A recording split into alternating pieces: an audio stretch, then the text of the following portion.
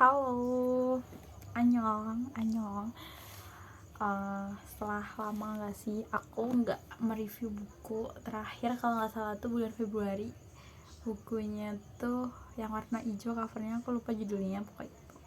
Sebenarnya udah ada beberapa buku yang udah selesai gitu aku bacanya, tapi belum aku review, belum aku bikin videonya. Sekarang hari ini kita akan review novel. Kali ini novel guys, ini novel pertama yang aku punya. Kalau novel pertama yang aku baca enggak, tapi novel pertama yang aku punya judulnya Kim Ji Young, lahir tahun 1982. Yaitu novel Korea yang ya dalamnya tentunya bahasa Indo ya, yang udah diterjemahin ke dalam bahasa Indo.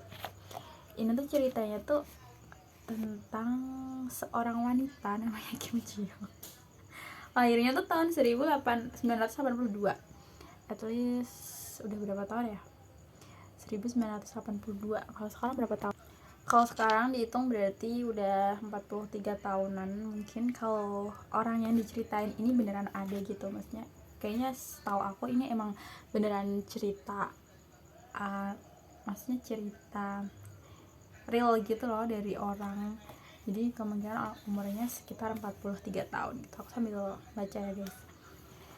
Jadi novel ini tuh nyeritain tentang ketidaksetaraan gender sih, lebih ke perbedaan ketidaksetaraan gender antara cewek sama cowok gitu. Tapi kayak yang dibahas tuh detail gitu loh, kayak ternyata jadi cewek tuh nggak semudah itu gitu. Terus di tahun yang sebenarnya menurut aku, kan ini kan dia lahir 1992, at least dia gede, dia SMA, dia udah kerja, dia nikah kan udah di tahun 2000-an gitu kan. Jadi kayak aku juga udah lahir kan tahun 2000-an ke atas. Tapi ternyata ketidaksetaraan itu tuh masih sangat terlihat jelas gitu. Mungkin buat aku nggak terlalu merasakan ya, atau mungkin aku belum merasakan di posisi tersebut gitu ya, maksudnya di umur gitu, maksudnya mungkin pas waktu kerja gitu aku belum ada di posisi umur dia kerja, umur 20-an, 23, 24, 25 atau 26, aku belum di situ. Atau mungkin emang lingkungannya gitu, atau lingkungannya beda gitu. Yang aku lihat kan ternyata, maksudnya Korea tuh udah lumayan maju ya, maksudnya bisa dibilang negara maju, tapi ternyata emang budayanya itu masih melekat banget. Dan ternyata kalau dilihat-lihat dari yang aku baca, terus dari yang kan aku juga suka sama drakor, suka sama hal-hal yang berbau Korea gitu, ternyata emang masih sangat terlihat gitu perbedaannya. Terus bahkan di drakor juga, di drama-drama itu juga masih lumayan sering dibahas ketidaksetaraan gender yang ada gitu. Aku nggak tahu ya kalau sistem kerja di Indo tuh apakah sangat terlihat gitu ketidaksetaraan gendernya. Tapi yang aku tahu pas misal aku magang gitu, yang aku lihat gitu, aku perhatiin tuh menurut aku masih normal, nggak yang kayak gimanain gitu. Terus waktu di lingkungan kuliah, lingkungan kampus gitu, kayak nggak yang gimana gitu loh. Maksudnya cewek tuh juga punya hak, punya dia selagi dia mampu, dia bakal bisa gitu loh jadi pemimpin gitu.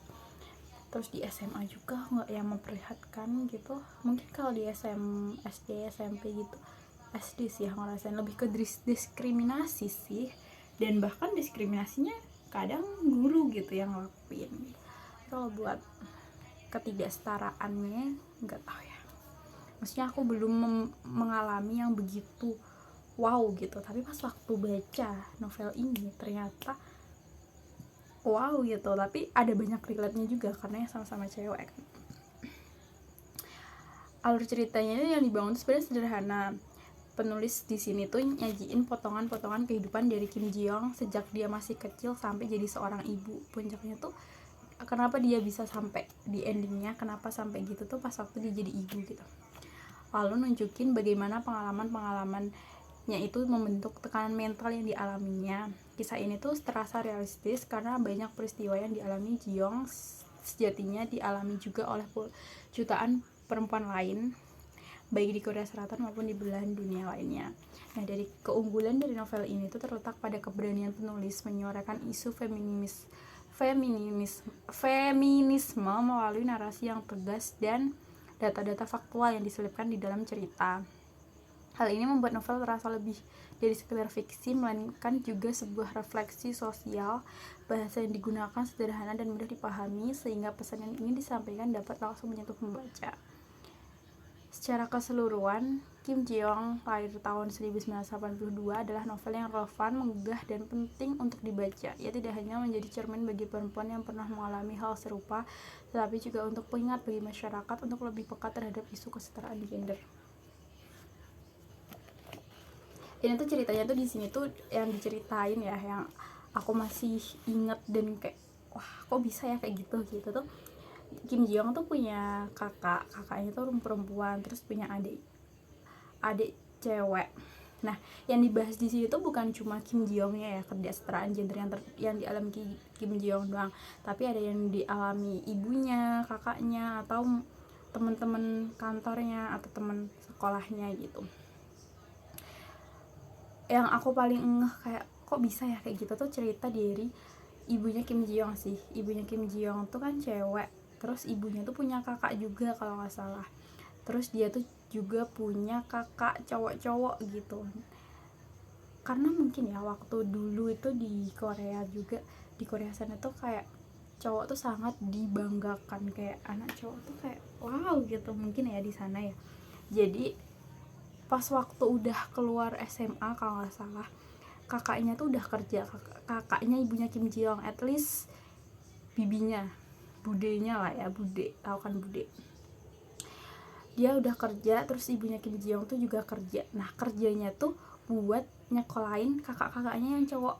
Ngerti gak sih, kayak aku bacanya tuh kayak aneh banget kok bisa gitu. Kayak aku lihat biasanya cowok yang berusaha buat, kalau misal nggak ada gitu kan, nggak ada biaya, nggak ada ini dari keluarganya, cowok atau kakaknya, bahkan adik cowok gitu juga kadang sometimes kan, tapi rata-rata sih kakak cowok buat nyari duit buat nyokolain adik-adiknya. Tapi kalau ini kebalikan gitu, adiknya nyokolain kakaknya. Ini kalau nggak salah ya, atau aku lupa, atau yang cowok tuh adiknya ibunya Kim Ji Young, aku lupa, pokok seingat aku pokok saudaranya tuh ada cowok ada cewek. Nah, yang cewek ini malah kerja buat nyekolahin dua orang ini gitu, dua orang cowok ini. Nah, dua orang cowok ini akhirnya tuh jadi polisi kalau nggak salah, sama jadi guru.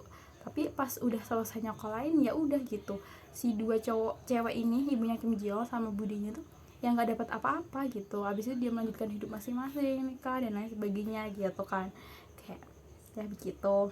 Terus pas udah nikah, udah punya anak 3, Kim Ji Young, kakaknya sama adiknya Kim Ji Young, dia tuh di sana hidup dalam satu rumah sama nenek, sama ibu, sama ayahnya. Jadi keluarganya 5 tambah neneknya 6 kan, dari dalam rumah gitu. Ibunya tuh bapaknya tuh PNS kalau nggak salah, pokoknya pegawai gitu. Tapi dengan buat mencukupi kebutuhan tuh nggak menutup gitu intinya. Jadi ibunya tuh masih sambil ngurus neneknya, sambil ngurus anaknya, dia tuh masih kerja sampingan gitu, bikin sesuatu. Terus akhirnya kayaknya kalau nggak salah buka bisnis gitu sama ayahnya udah keluar dari kerjaannya. Dan di situ juga masih gitu adiknya yang cowok itu jadi kayak raja gitu istilahnya. Dia tuh kayak kebanggaan keluarganya, neneknya itu sayang banget sama adiknya gitu-gitu. Jadi kayak masih dianggap lah cowok tuh menurutnya kayak gitu ini ya. Terus sudah nikah itu kan banyak ya yang dialami, banyak yang diceritain tuh detail. Pas waktu Kim Ji Young di sekolahnya ada sesuatu yang ketidaksetaraan gender yang diceritain tuh ada lengkap lah intinya, maksudnya bukan lengkap tapi detail diceritain gitu. Terus pas sudah masuk kerja, ada juga kejadian-kejadian di dalam tempat kerjanya. Terus akhirnya dia nikah, punya anak. Nah, pas waktu mau punya anak tuh dia jadi resign dari kerjanya. Jadi permulaan dia ketahuan punya penyakit mentalnya tuh pas udah ngelahirin gitu. Mungkin beban-beban yang dia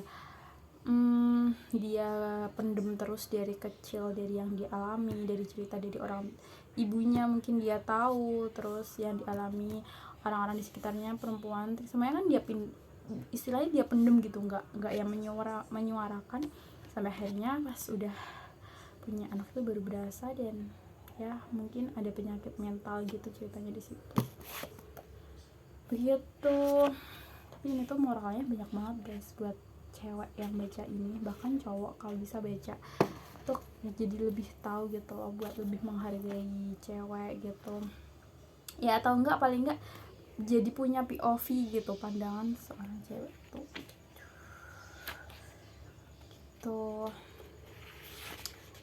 overall bukunya tuh bagus. Ini tuh novel, tapi kita tuh pas aku ngebacanya tuh aku nggak berasa bahwa baca novel, lebih ke kayak slice of life gitu loh, baca novel tapi slice of life.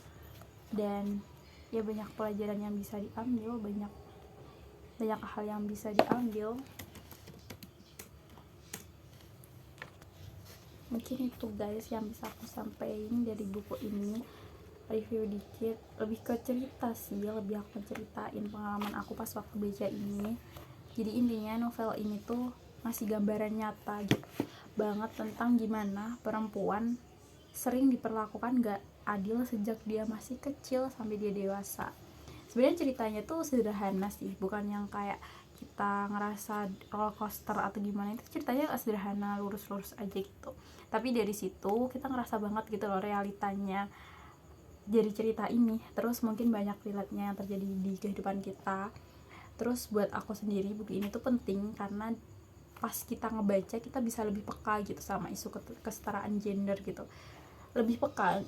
Karena pas kita nggak baca pasti kita kayak oh ya udah gitu, pas kita baca kita jadi lebih peka, oh ternyata iya juga ya gitu, kayak kita jadi lebih banyak apa ya, sesuatu yang muncul di pikiran kita yang oh ternyata gitu.